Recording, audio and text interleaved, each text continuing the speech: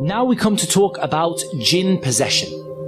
I guess the easiest way to explain this to you is we're talking about a voluntary act by one of the Jinn.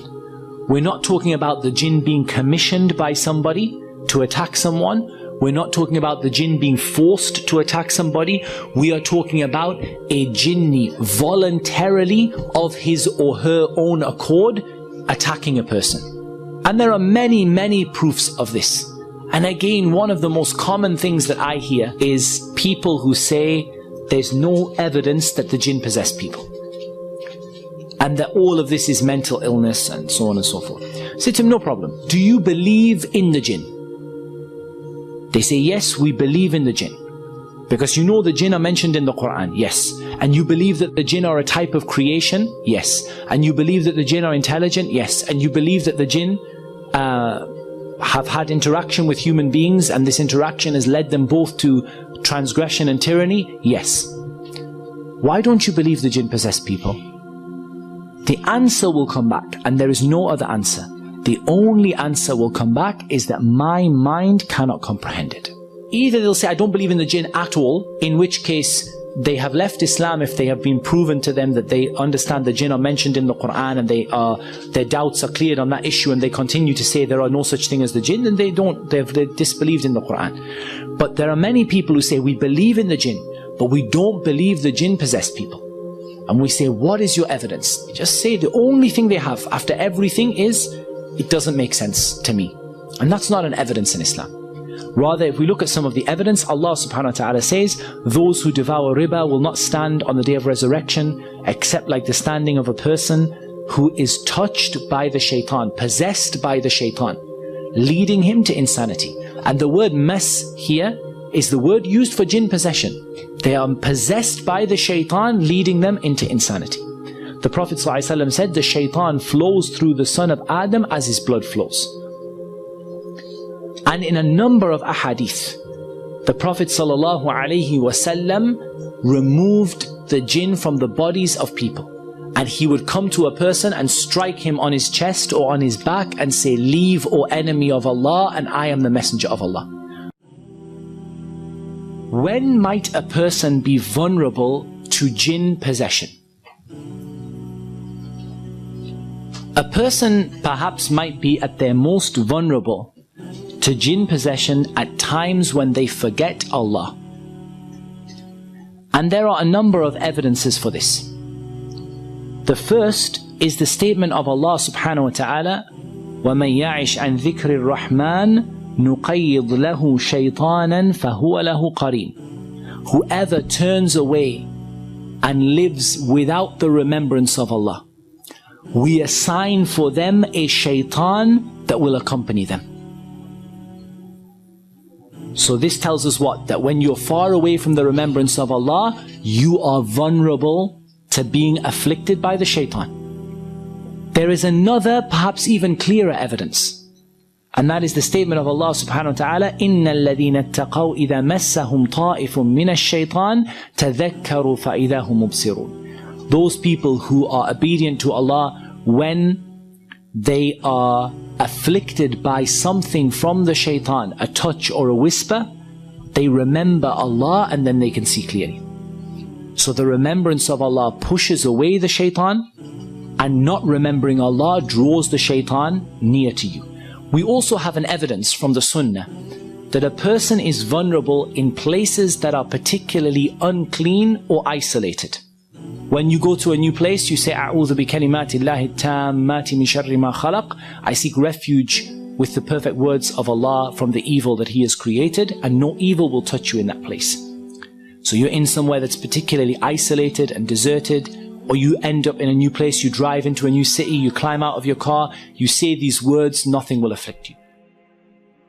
Reasons why possession occurs. Now I'm talking, why would the Jinn possess somebody without being commanded or contracted to do so by a magician? The first is in order to further the aims of the shaitan. So for example, a person already has magic done to them. At this point, we've seen many cases where there are Jinn that will join in and possess the person on top of the Jinn that were sent by the magician. and they are simply there to help support and further the aims of the shaitan.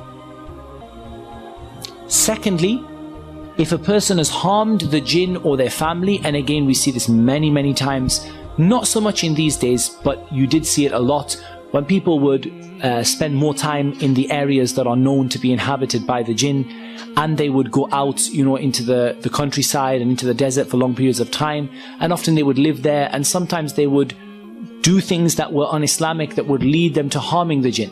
They may harm some of their children or harm some of them by pouring boiling oil on them, pouring boiling water on them. If you're out, people used to do this when there wasn't a good drainage system, is people would pour things out, go out in the garden and pour boiling oil, out in the garden, or pour boiling water out of the window and things like this. People have been possessed by these things if they've afflicted the jinn.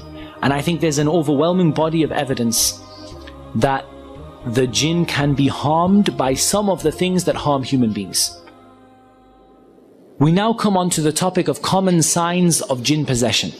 There are many signs of jinn possession, and the most important thing to emphasize to you in this regard is that they are shared with many other illnesses and problems. And so there is no guarantee that everyone who displays these symptoms is possessed by a jinn. I'll give you a simple example that everyone can understand. You come to the doctor, your local GP, you say to him that I have a headache. You might need glasses, you might not have slept the night before, you might have a brain tumor, could be anything, from the most insignificant thing to the most severe thing. And he will diagnose you according to other symptoms that you have, ask you about other things, and come to a conclusion about what is actually wrong. From the common signs of possession are sudden, rapid changes in personality, personality disorders, and split personality. And many of them, subhanallah, we have recited upon, and they have got better in a way that could not be conceived by modern medicine. I.e., the psychiatrist says to them, there is no cure for what you have. I can only suppress the symptoms.